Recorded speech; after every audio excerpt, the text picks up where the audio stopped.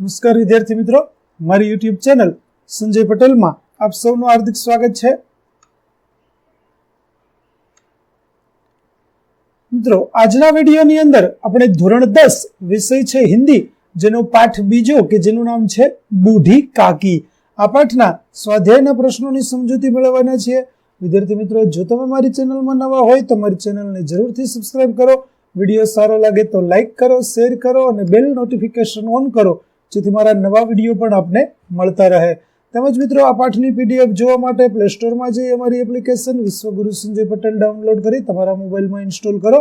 જે તમે શરૂ કરશો એટલે તમને આ રીતે બતાવશે, જેમાં ઉપલબ્ધ બધા ધોરણોની અંદર તમને ધોરણ બતાવશે, ધોરણ પસંદ કરશો એટલે વિષય બતાવશે, વિષય પસંદ કરશો એટલે પાઠ બતાવશે, જેમાં વિડીયો ઉપર ક્લિક કરતા વિડીયો જોઈ શકશો અને અન્ય સાહિત્ય ઉપર ક્લિક કરતા તમને પીડીએફ જોવા મળશે।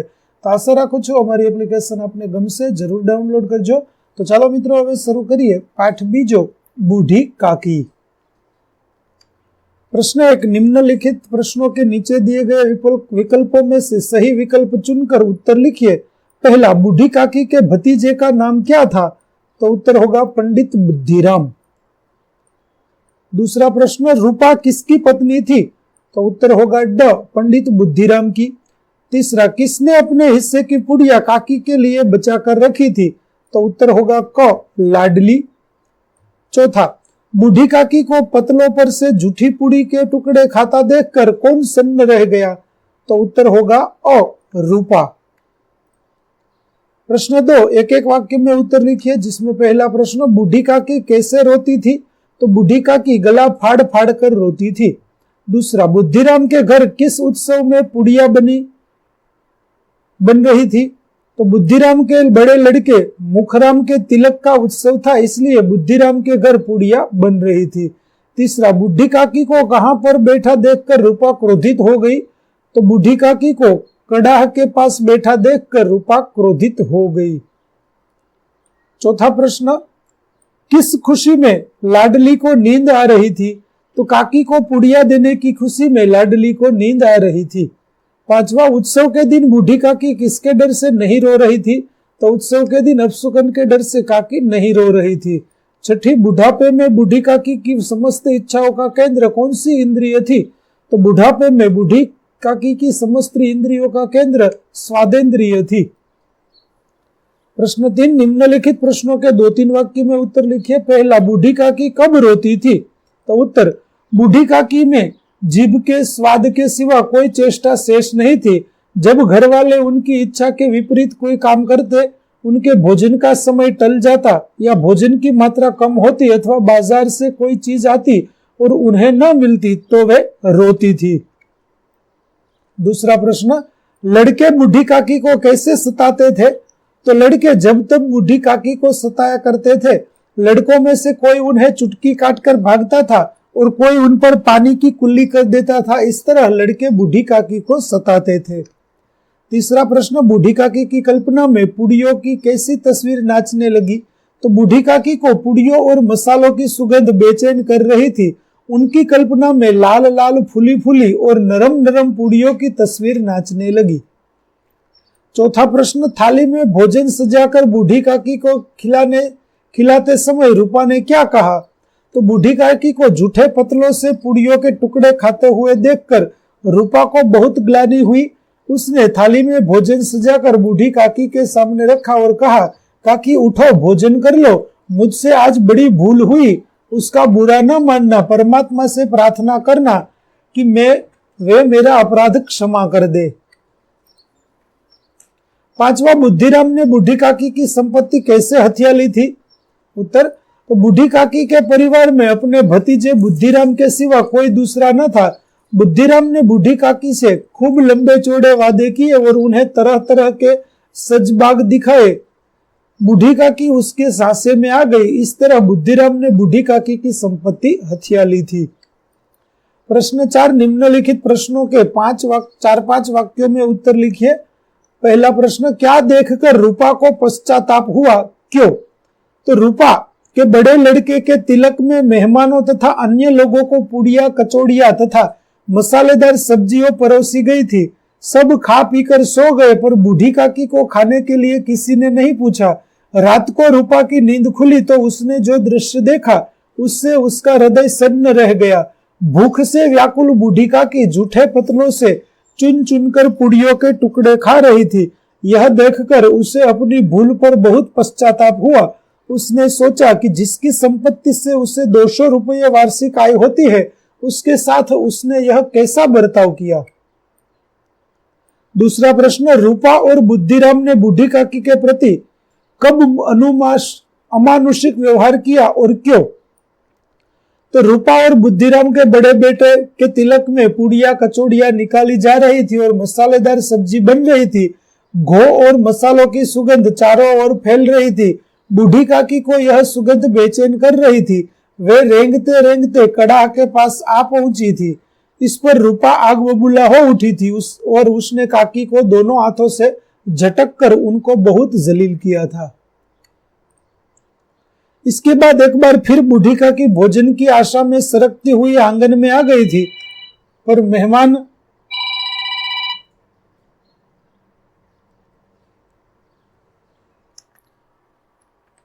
इस पर बुद्धिराम क्रोध से तिलमिला गया था। वह काकी के दोनों हाथ पकड़कर घसीटते हुए उन्हें उनकी कोठरी में पटक आया था। इस प्रकार रूपा और बुद्धिराम ने बूढ़ी काकी के प्रति इन दो अवसरों पर अमानुषी व्यवहार किया था। तीसरा प्रश्न, खाने के बारे में बूढ़ी काकी के मन में कैसे कैसे मंसूबे बंधे। उत्तर, बूढ़ी काकी की कल्पना में पुड़ियों की तस्वीर नाच रही थी। पुड़िया लाल लाल फूली फूली नरम नरम होगी।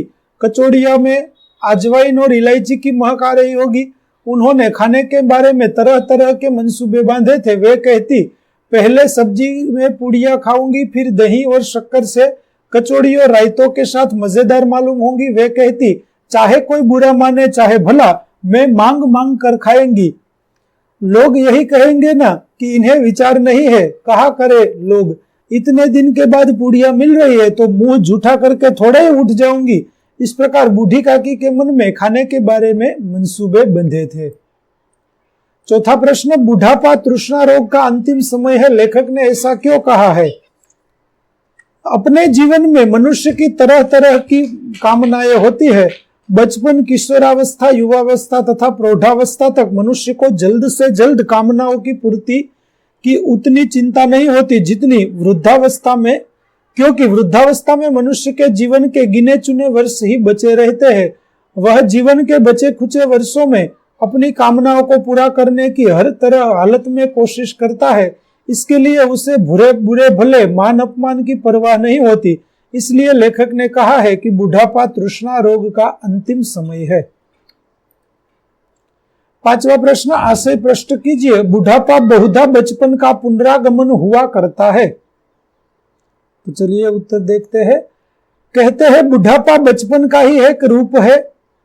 विद्यार्थी मित्रों को जवाब घणो बधो लांबो होय, અહીં તમે જોઈ શકો છો। અહીંથી જોઈ અને તમે લખી શકશો। ચાલો આગળનો જોઈએ। लड़कों का बूढ़ों से स्वाभाविक विद्वेष होता ही है। उत्तर है, हमें यहाँ पर दिखने को मिल रहा है, यहाँ से हम लिख सकेंगे।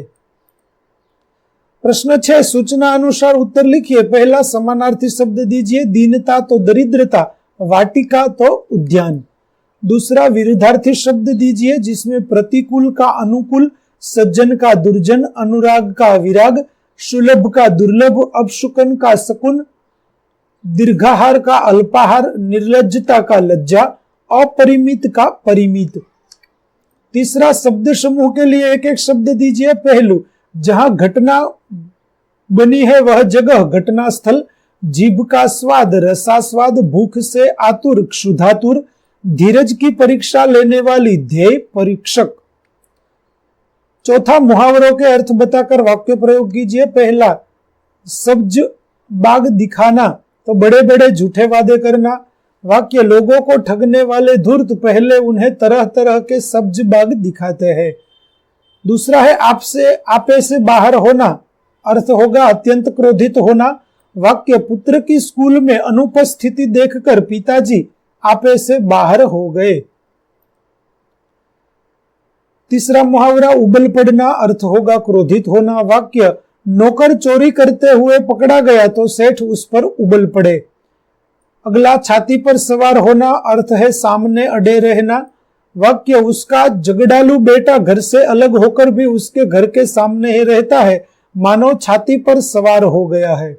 नाक कटवाना इज्जत खोना। वाक्य अपने ही गांव में चोरी करके उसने अपनी नाक कटवाई। अगला मुहावरा बेसिर पैर की बातें तो असंबंध बात। वाक्य महेश की बात में आदि होता है न अंत, वह हमेशा बेसिर पैरों की बात ही करता है। अगला है हृदय सन्न रह जाना, घोर आश्चर्य में डूब जाना। बूढ़ी काकी को जूठी पतलों से खाना खाते देखकर रूपा का हृदय सन्न रह गया। मुंह बाएं फिरना यानी कि बेकार हालत में घूमना। वाक्य स्नातक होने के बाद भी वह कुछ काम धंधा नहीं करता है, मुंह बाएं फिरता है। अगला है कलेजे में हुक सी उठना, अर्थ होगा मन में दुख होना। वाक्य पड़ोसी की पुत्री की कराह सुनकर रामू चाचा के कलेजे में हुक सी उठी। अगला है रोटियों के लाले पड़ना, अर्थ होगा रोटियों के लिए बहुत तरसना। वाक्य अपनी जायदाद भतीजों के नाम करने के बाद बूढ़ी काकी को रोटियों के लाले पड़ने लगे। आग हो जाना यानी कि अत्यंत क्रोधित होना। वाक्य मेहमानों से पहले खाने चली आई बूढ़ी काकी को देख रूपा आग हो गई। जवाब दे चुकना अर्थ होगा निष्क्रिय होना, छोड़ देना। वाक्य बूढ़ी काकी के उम्र के हिसाब से उसके हाथ पैर जवाब दे चुके थे। अगला मुहावरा कलेजा पसीजना यानी कि दया आना। वाक्य बूढ़ी काकी को जूठी पतलों से पूड़ियों के टुकड़े खाती हुई देखकर रूपा का कलेजा पसीज गया। पांचवा संधि विच्छेद कीजिए। परमानंद तो परम वत्ता आनंद, परमात्मा परम वत्ता आत्मा, अर्धांगिनी अर्ध वत्ता अंगिनी, स्वार्थानुकूलता तो स्वार्थ वत्ता अनुकूलता, सहानुभूति तो सह वत्ता अनुभूति, रसास्वादन रस वत्ता आस्वादन, व्याकुल वी वत्ता आकुल, दीर्घाहार तो दीर्घ वत्ता आहार, प्रतीक्षा प्रति वत्ता इच्छा, कंठावरुद्ध तो कंठ वत्ता अवरुद्ध, क्षुधातुर क्षुधा वत्ता आतुर, कालांतर काल वत्ता अंतर, रक्षागार रक्षा वत्ता अगार, सज्जन सत वत्ता जन, सदिच्छाए सत वत्ता इच्छाए, पुनरागमन तो पुनः वत्ता आगमन। दुर्गति दुस वत्ता गति, सम्मुख सम वत्ता मुख। छठा प्रश्न विग्रह करके समास का नाम लिखिए। क्षुधातुर कर्मधारय, सदिच्छाए कर्मधारय, क्षुधावर्तक उपपद, रसास्वादन संबंध तत्पुरुष। तो विद्यार्थी मित्रों અહીં આપણો પાઠ 2 બુઢી કાકી ના સ્વાધ્યાયના પ્રશ્નો અને તેના જવાબો છે તે પૂરા થાય છે। આગળના પાઠના પ્રશ્નો અને તેના જવાબો મેળવવા મારી ચેનલને જરૂરથી સબસ્ક્રાઇબ કરો। ફરી મળીશું નવા પાઠ સાથે, ત્યાં સુધી આવજો।